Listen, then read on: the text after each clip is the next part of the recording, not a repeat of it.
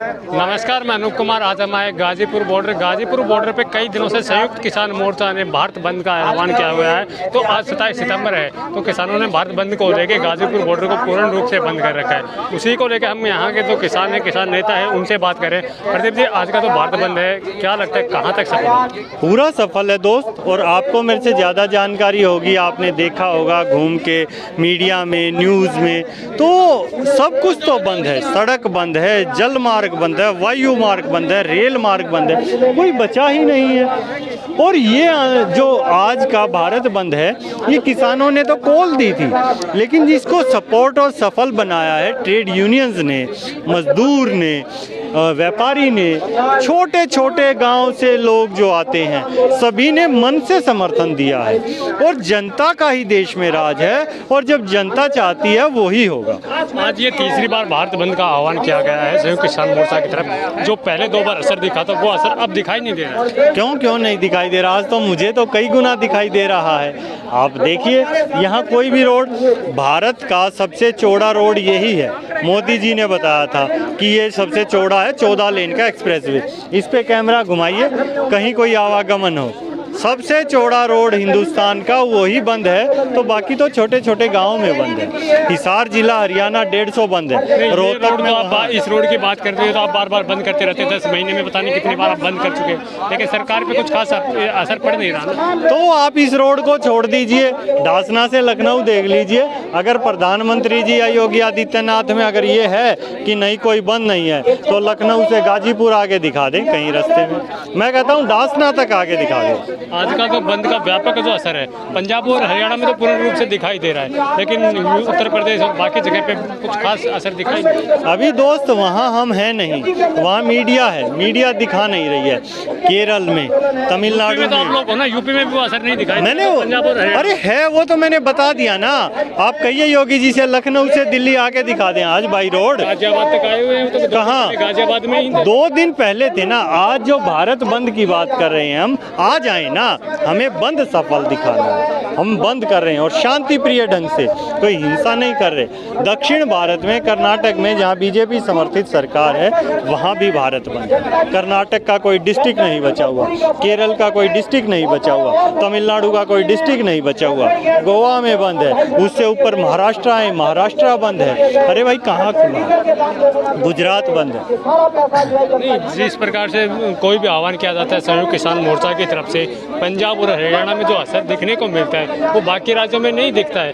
क्या बाकी राज्य के किसान पंजाब हरियाणा से कमजोर है? आप बार बार नेगेटिव क्यों बोल रहे हैं? कहीं आप नहीं, बीजेपी की आदत सवाल कर लो तो बीजेपी नहीं। मैं मान लिया आपकी बात, लेकिन बंद है दोस्त। झूठ को आप सच कैसे कर सकते हैं? ये बंद नहीं है, मैंने ये नहीं कहा कि बंद नहीं है। बंद है, लेकिन पंजाब और जो हरियाणा में जो बंद दिखाई देता है, जो असर दिखाई देता है, वो बाकी राज्यों में नहीं दिखाई देता। वो यहाँ इसलिए ज्यादा है क्योंकि यहाँ संयुक्त किसान मोर्चे को 10 महीने हो गए हैं। यहाँ आंदोलन को 10 महीने हैं। नैतिक रूप से कभी भी देखेंगे आप, एक्सपीरियंस के हिसाब से, तो ये लोग ज्यादा आगे आएंगे ही, क्योंकि इनको 10 महीने का अनुभव हो गया है। तो ज्यादा इनका है, मैं मानता हूँ, लेकिन पूरे भारत में भी है। और आज संयुक्त किसान मोर्चा इतनी बड़ी ताकत हो गया है, जो सरकार से बड़ी हो गया है। मैं सरकार को आज भी ये समझा रहा हूँ कि आप तुरंत समर्थन कीजिए किसानों का, नहीं तो अगर SKM ने बातचीत के लिए बोला था कि बातचीत के लिए कभी भी आ सकते हैं। हम क्यों जाएं भाई? समस्या आपको भाई हमारे पास गाड़ी है, कोई जनता के पैसे का, टैक्स के पैसे से हम गाड़ी यूज़ कर रहे हो, कोई ट्रेन बस यूज़ कर रहे हो, उनको हमने गाड़ी दी हुई है, वो टैक्स का पैसा हमारा है। जो उनकी गाड़ियों में डीजल डलता है, जिस पैसे से वो फ्लाइट में जाते हैं, वो हमारा पैसा है, और उनको दे रखा है, वो यहाँ आए, हम क्यों जाएं भाई?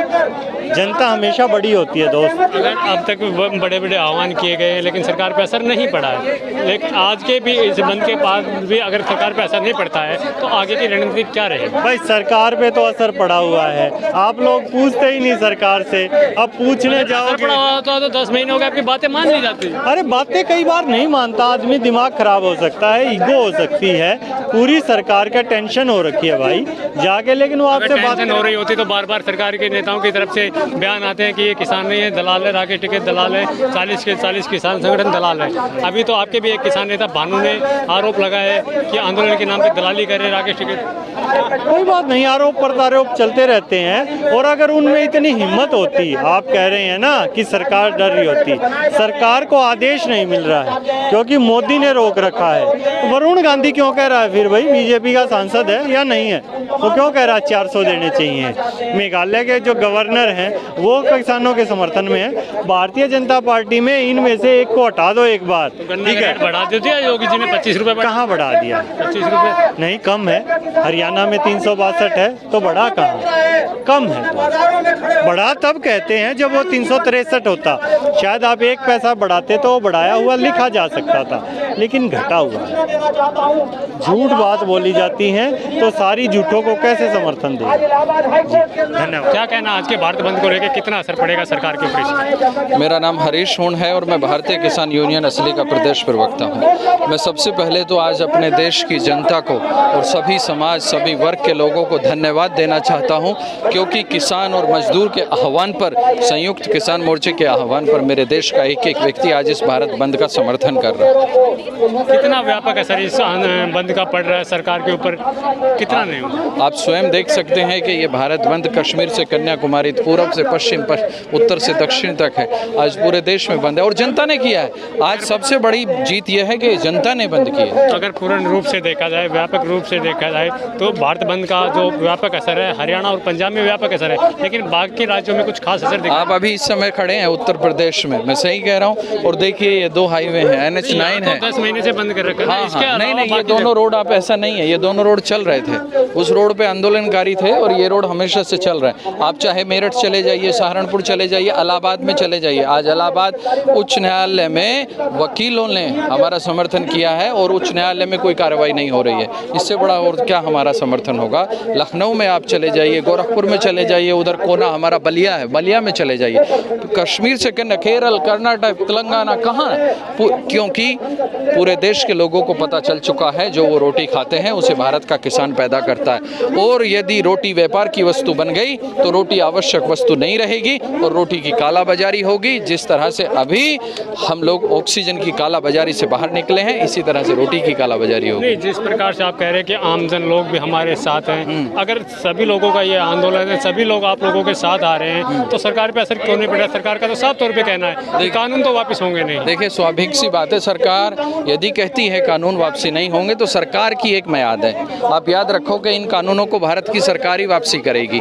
ये सरकार 7 साल पहले नहीं थी, 3 साल बाद फिर ना रहेगी। सरकार तो आनी जानी चीज़ है, ये तो तख्तो ताज हैं, सर बदलते रहते हैं। लेकिन अब ये सरकार का अहंकार बोल रहा है। आप समझ रहे हैं ना, जब अहंकार हो जाता है तो सरकार अहंकार में अंधी है। लेकिन अहंकार में अंधी सरकार को आज किसान ने ये बताया है कि जाग जाओ, और हमने ये तानाशाही को पर्दों की तरह हिला दिया है। अब ये है कि इसकी बुनियाद हिलनी चाहिए। शर्त ये नहीं है, शर्त ये है कि इस सरकार को ये समझ आना चाहिए कि आज देश की जनता अपने हक और हकूक़ के लिए जाग चुकी है। धन्यवाद। गाजीपुर से अनूप कुमार की रिपोर्ट।